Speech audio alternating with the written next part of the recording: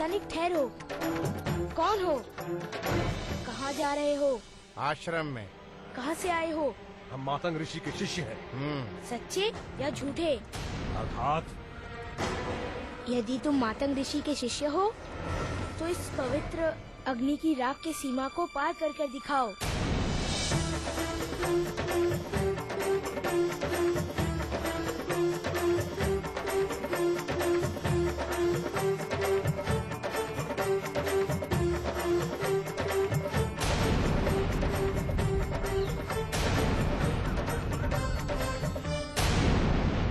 अतिथि का अपमान कर रहे हो तुम। यह साधु व्यवहार नहीं है। साधु व्यवहार? अभी तक तो ना मैंने अपनी पूंछ डाली है या अपने हाथ में गदा ली है।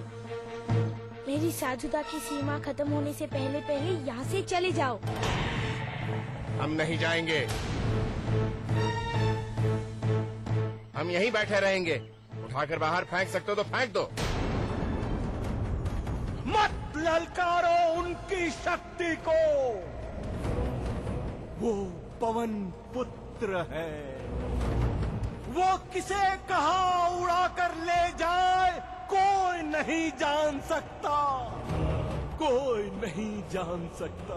पहले तो मुझे तुम दोनों पर संदेह था, अब तो विश्वास भी हो गया है कि तुम दोनों ऋषि नहीं, ऋषि के रूप में कोई और हो। आश्रम में उथल पुथल मचाने आए हो, परंतु तुम दोनों को बाहर फेंकने के लिए मुझे अपने हाथ का इस्तेमाल नहीं करना पड़ेगा। देखो, खेल दिखाता हूँ।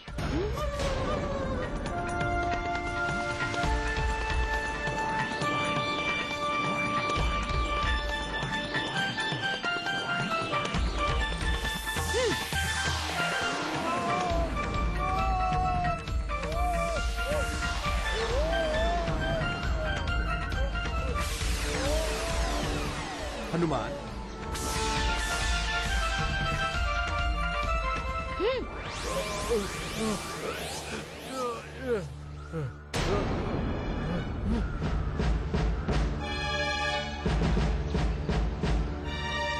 कौन हैं आप और कहां से आए हैं? महर्षि, हम मातंग ऋषि आश्रम के वासी हैं। महर्षि अग्निवेश से मिलने आए हैं। आप लोगों का स्वागत है, पधारिए। हनुमान, इन्हें अपने गुरुदेव के पास ले जाओ।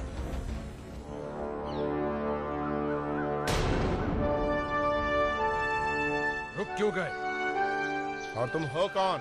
मैं इस आश्रम का रक्षक हूँ और ये है मेरी गदा। इसे दुष्टों का दमन करने में बड़ा आनंद मिलता है। हनुमान!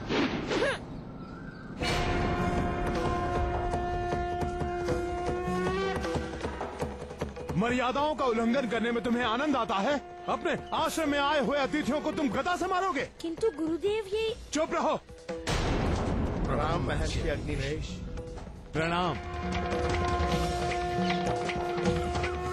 क्या आप हमें जानते हैं ऋषिवर? आपकी कीर्ति दसों दिशाओं में फैली है ऋषिवर। ये झूठ बोल रहे हैं गुरुदेव। तुम कहना क्या चाहते हो हनुमान? मेरे कहने का अर्थ है, ये लोग सच्चे नहीं झूठे हैं। हनुमान, तुम महान ऋषियों का अपमान कर रहे हो। परंतु गुरुदेव, यदि राक्षस ऋषि बनकर आई हो तो? गुरुदेव, मातंग ऋषि ने आपको प्रणाम भेजा है। सुना तुमने? ये लोग भी हमारी तरह मातंग ऋषि के शिष्य हैं और तुम्हें ये राक्षस दिखाई देते हैं। पवित्र अग्नि हमें ये बता देगी कि ये कौन है। बस बहुत हो गया हनुमान, तुम अपनी मर्यादा का उल्लंघन कर रहे हो। ज्यादा तकलीफ हो रही है आपको? हमारे पास इसका उपचार है, आपका दर्द तुरंत ठीक कर देंगे। हमारी बात ध्यान से सुनो हनुमान, हम तुम्हें अंतिम चेतावनी दे रहे हैं। आज के पश्चात यदि तुमने किसी भी मर्यादा का उल्लंघन किया तो हम तुम्हें कठोर दंड देंगे। दंड। आइए ऋषिवर।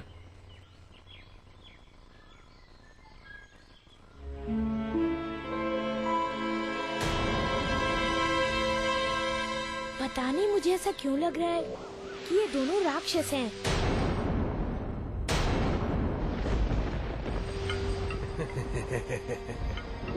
अवश्य ही पिछले जन्म में मैंने महापुण्य किया है प्रभु, जो मुझे आपकी सेवा करने का सौभाग्य प्राप्त हुआ। सौभाग्य तो मेरा है।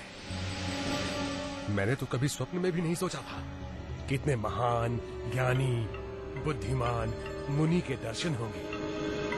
उनकी सेवा करके स्वर्ग रूपी मेवा खाने को मिलेगा। ऐसा मेवा